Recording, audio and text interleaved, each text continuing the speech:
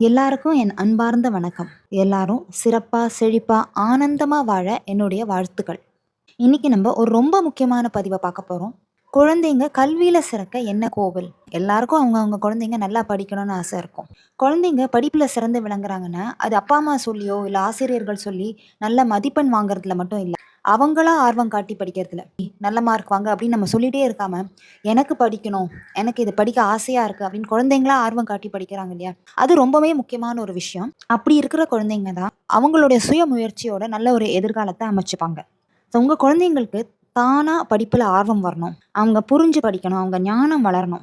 அப்படின்னா, நான் இப்ப சொல்லப் போறது ரொம்பவே உபயோகமா இருக்கும். அது மட்டும் இல்ல, சரியான படிப்ப தேர்ந்தெடுக்கணும். நெனச்ச படிப்பு கிடைக்கணும். சில பசங்களுக்கு ஒரு ஒரு விஷயம் படிக்கணும்னு ஆர்வமா இருக்கும். ஆனா நெனச்ச படிப்பு அவங்களுக்கு காலேஜ்ல அமையாது. ஸோ ஏதோ ஒண்ணு கிடைச்சத படிப்பாங்க. சில பேர் நல்லபடியா படிச்சுடுவாங்க. ஆனா அந்த துறையில அவங்களுக்கு வேலை அமையாது. ஸோ பிடிக்காத ஒரு வேலைக்கு சென்றுட்டு இருப்பாங்க. இதெல்லாம் தவிர்க்க, நெனச்ச படிப்பு நல்லபடியா அமைய, படிப்பு பிற்காலத்துக்கு உபயோகப்படும்படியா ஒரு தொழில் அமைய, இது எல்லாத்துக்கும் சேர்த்து இன்னைக்கு நான் சொல்லப் போறது ரொம்பவே உபயோகமா இருக்கும்.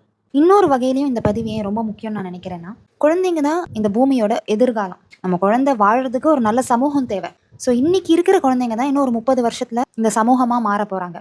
ஸோ இந்த சமூகத்துல எல்லா குழந்தைங்களும் அறிவாற்றலோட, ஞானத்தோட வளரணும். சரியான விஷயங்கள்ல அவங்களுடைய கவனத்தை செலுத்தணும். இந்த விஷயத்துக்கு ரொம்பவே கை கொடுக்கிற ஒரு கடவுளும், அவங்க இருக்கிற கோவிலை பத்தியும் தான் நான் இன்னைக்கு பேசப் போறேன். அது ஏன் படிப்புக்கு இந்த கோவில் தான் போகணுமா? இந்த கடவுள தான் கும்பிடணுமா? அப்படின்னு நீங்க கேட்கலாம். இதுக்கு நான் ஒரு உதாரணத்த வச்சு எக்ஸ்பிளைன் பண்றேன். இப்ப நீங்க சாப்பிடுறத எடுத்துக்கோங்க. நீங்க சின்ன வயசுலேருந்தே ரொம்ப ஆரோக்கியமா பார்த்து, பார்த்து அளவோட உடம்புக்கு தேவையான நல்ல விஷயத்த மட்டுமே சாப்பிடுறீங்கன்னா, உங்களுக்கு நோய் நொடி வர்றதுக்கு வாய்ப்பு ரொம்ப கம்மி. உங்க உடம்பு ஆல்ரெடி ஆரோக்கியமா இருக்குன்னா, நீங்க அதையே ஃபாலோ பண்ணிக்கலாம். பர்ட்டிகுலரா ஒரு மருந்தோ, ஒரு உணவோ எடுக்க வேண்டாம். ஆனா உங்களுக்கு உடலுக்கு ஒரு உபாதை இருக்கு, ஒரு குறைபாடு இருக்குன்னா, நீங்க அதுக்கேத்த ஒரு மல்டி விட்டமினோ, இல்ல ஒரு மருந்தோ எடுப்பீங்க இல்லையா? அந்த மாதிரி தான் ஒரு சில விஷயத்துக்காக நீங்க ஒரு சில எனர்ஜி கொண்ட கடவுளை கும்பிடுவதோ, இல்ல ஒரு சில எனர்ஜிஸ் இருக்கிற கோவிலுக்கு செல்லுவதோ, அந்த மாரி ஒரு விஷயத்த பத்தி தான் இன்னைக்கு நான் பேசப் போறேன். கல்வியில மட்டும் இல்லங்க, உங்களுக்கு பேச்சுத்துறை, நடிப்புத்துறை, கலைத்துறையிலயும் நீங்க சிறந்து விளங்கணும் அப்படின்னா, நான் சொல்லப் போற இந்த கடவுளை நீங்க வேண்டிக்கலாம். பொதுவா படிப்புக்கு பராசக்தியிலேருந்து உருவான பிள்ளையாரையும், சர்வ கலைகளுக்கும் அதிபதியான சரஸ்வதி தேவியையும் கும்பிட சொல்லுவாங்க. இந்த பராசக்தியோடையும், சரஸ்வதி தேவியோடையும் சக்தியை சேர்ந்து ஆட்கொண்டிருக்கிற ஒரு தேவி இருக்காங்க. ராஜஷ்யாமலா தேவி. ராஜ மாதங்கின்னு சொல்லுவாங்க. இந்த தேவி கிட்ட உங்க குழந்தைங்கள நீங்க மனசார ஒப்படைச்சிங்க. தேவி என் குழந்தைக்கு அறிவை கொடு, கல்வியை கொடு, பேச்சாற்றலை கொடு அப்படின்னா, உங்க குழந்தை கல்வியில சிறந்து விளங்குறது 100% உண்மை. இது என் அனுபவத்திலையும் ஒரு 10, 15 வருஷமா என் சுற்றி இருக்கிறவங்க அனுபவத்திலையும் நான் பார்த்துருக்கேன். இவங்க பராசக்தியோட 10 மகா வித்யா தேவிகள்னு இருக்காங்க. அந்த 10 மகா வித்யில இவங்களும் ஒருத்தங்க. சரஸ்வதி தேவி மாதிரியே வீணை வச்சிருப்பாங்க. ஆனா கருநிறத்துல இருப்பாங்க. இந்த தேவிக்கு நம்ம இந்தியால பார்த்தீங்கன்னா ரொம்ப கம்மியான கோவில்கள் தான் இருக்கு. ஒரு 4, 5 கோவில் தான் இருக்கு. ஆனா நல்ல விஷயம் என்ன அப்படின்னா, நம்ம தமிழ்நாட்டிலேயே 2 இடத்துல இந்த தேவிக்கான கோவில் இருக்கு. அதுவும் நம்ம மதுரை மீனாட்சி அம்மன் இருக்காங்க இல்லையா? இவங்களே ராஜஷ்யாமலா தேவியுடைய ஆற்றலை கொண்டவங்க. அப்ப நம்ம வேற எங்கேயுமே போக வேண்டாங்க. மீனாட்சி அம்மன் கோவிலை போய் தரிசிச்சுட்டு வந்தாலே, உங்க குழந்தைங்களையும் அழைச்சுக்கிட்டு நீங்க மீனாட்சி அம்மன் கோவிலுக்கு போயிட்டு வாங்க. அதுவே உங்க குழந்தைங்களுக்கு மிகப்பெரிய மாற்றமா அமையும். நீங்க எந்த பெரிய வேண்டுதலும் பண்ணணும்னு அவசியமே இல்ல. அந்த கோவிலுக்கு போயிட்டு மனசார அந்த கடவுளை பார்த்துட்டு, சாமி கும்பிட்டுட்டு ஒரு 2 மணி நேரம் அந்த கோவில்ல உட்கார்ந்து அந்த எனர்ஜிய வாங்கிட்டு வாங்க. இதுவே உங்கள கரையேத்தி விட்டுரும்.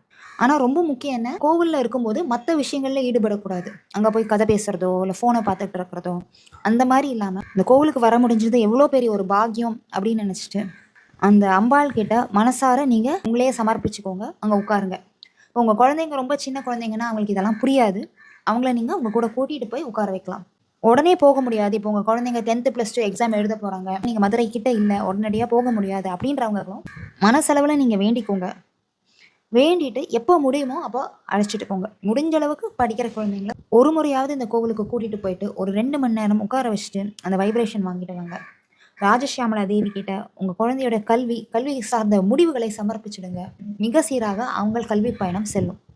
நான் என் கண்ணால பார்த்த உதாரணம், ரொம்ப பணக்காரங்களா இல்லாம சாதாரண நிலைமையில இருக்கிற ஒரு தாய் தந்தையருக்கு பிறந்த குழந்தை மிகப்பெரிய அளவுல மேல் படிப்பு படிச்சு உத்தியோகத்துல அமைவதை நான் பார்த்திருக்கேன். அதே மாதிரி படிப்புல நாட்டம் இல்லாத குழந்தைங்க போயிட்டு வந்துட்டு தானா ஆர்வம் கொண்டு படிக்கிறத பார்த்திருக்கேன். அதே போல உங்களுக்கு கலைத்துறை, பாட்டுல இல்ல ஏதாவது இன்ஸ்ட்ருமெண்ட் வாசிக்கிறீங்க, இல்ல வரைதல்ல, எந்த ஒரு கலைத்துறையில் உங்களுக்கு ஆர்வம் இருந்தாலும் அந்த கலைத்துறையில் நீங்கள் பெருசாகணும், அதனால உங்களுக்கு பிரயோஜனப்படணும், செழிப்பு வரணும் அப்படின்னு நினைச்சாலும் நீங்கள் மதுரை மீனாட்சி அம்மன் என்ற ராஜஷியாமளாவை கெட்டியாக பிடித்து கொள்ளலாம். நிறைய பேர் கலையில ரொம்ப ஆர்வம் கொண்டிருப்பாங்க, ரொம்ப அழகான விஷயங்கள்லாம் செய்வாங்க. ஆனா அதை ஒரு வாழ்வாதாரமா எப்படி மாற்றிக்கொள்வதுன்னு அவங்களுக்கு தெரியாம இருக்கும். அதனால அவங்களுக்கு செழிப்பு எதுவும் வராது. இப்போ நிறைய பேர் வீட்ல டாக்டர் ஆவு, இன்ஜினியர் ஆவு அப்படின்னு சொல்லுவாங்க. இந்த கலைத்துறையெல்லாம் பிடிச்சிட்டு நீ என்ன பண்ண போற, என்ன சம்பாதிப்ப, சோறு போடுமா அப்படின்னு கேட்பாங்க. அந்த மாதிரி கலையில ஆர்வம் இருக்கிறவங்க ராஜஷியாமலா தேவி எப்படிங்க, அவங்க இந்த கலை ஞானத்து மூலமா உங்களுக்கு செழிப்பை தர அருளுவாங்க. நீங்க பண்ண வேண்டிய இன்னொரு சின்ன விஷயம் இருக்கு. என் குழந்தையோட திறமையும் ஞானமும் இந்த உலகத்துக்கும் பிரயோஜனப்படும் வகை வளரட்டும் அப்படின்னு நீங்க பிரார்த்தனை பண்ணணும். இது நீங்க செய்யும்போது உங்களுடைய பிரார்த்தனை மிக விரைவாக ஏற்றுக்கொள்ளப்படும்.